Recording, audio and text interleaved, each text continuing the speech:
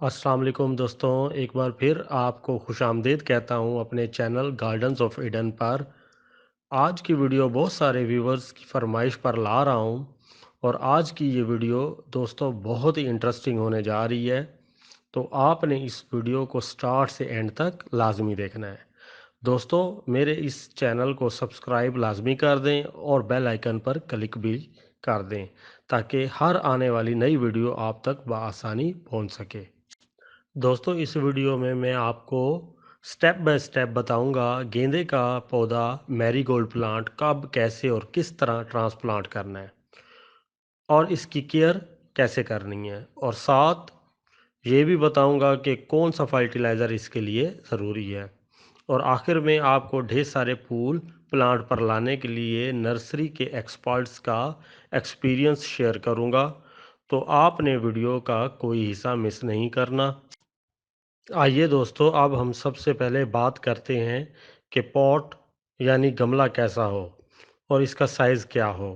दोस्तों, क्योंकि ये एक सीजनल प्लांट है तो इसे ज़्यादा गहरे गमले की ज़रूरत नहीं होती। इसके लिए 8 से 9 इंच का पॉट बेस्ट होता है।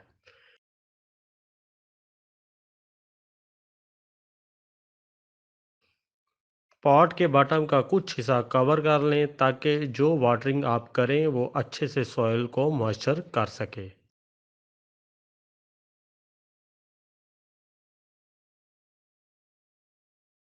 सॉइल की तो 30% रिवर सॉइल या सैंड और 60% नॉर्मल गार्डन सॉइल और 10% गोबर की खाद का इस्तेमाल करें और इसे अच्छी तरह मिक्स करें।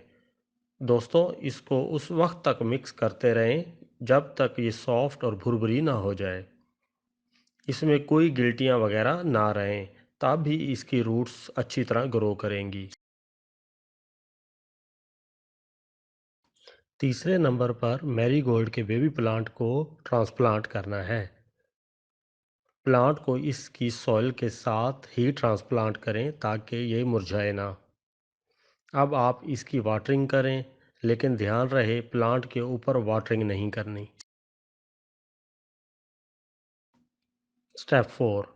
दोस्तों, जब पौधा ग्रो करने लग जाए तो आप सॉइल को सॉफ्ट करें अच्छे से, लेकिन पौधे के करीब गोडी नहीं करनी ताकि इसके रूट्स डिस्टर्ब ना हो।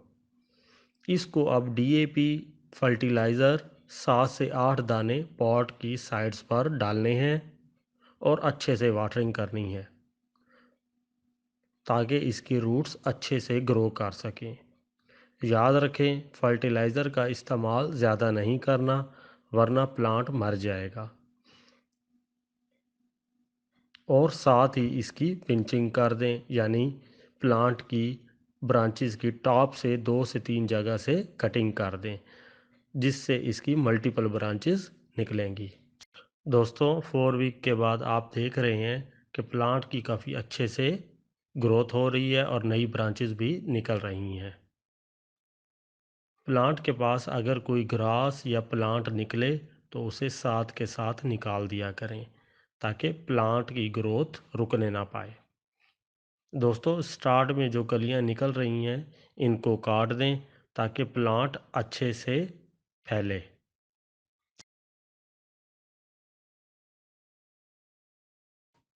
दोस्तों, आप देख रहे हैं कि मैरीगोल्ड प्लांट की कितनी शानदार ग्रोथ हुई है और कितनी ज़्यादा न्यू ब्रांचेस आई हैं और कलियों से भर चुका है। दोस्तों, अगर आप ढेर सारे फूल लाना चाहते हैं तो नर्सरी के एक्सपर्ट का एक्सपीरियंस शेयर करता हूँ। 4 से 5 दाने यूरिया और 6 से 7 दाने डीएपी फर्टिलाइज़र के इस प्लांट को देने हैं और 1 वीक के बाद आपने इसका रिज़ल्ट देखना है। दोस्तों, फर्टिलाइज़र के बाद आपने इसको वाटरिंग बहुत अच्छे से करनी है। तमाम साइडों पर अच्छे से इसको वाटर देना है ताकि ये जो वाटर है फर्टिलाइज़र से मिक्स होकर ये रूट्स तक पहुंच जाए। दोस्तों, ये 2 वीक बाद का व्यू है। देखें, कमाल बड़े बड़े फूलों से मैरीगोल्ड प्लांट भर गया है।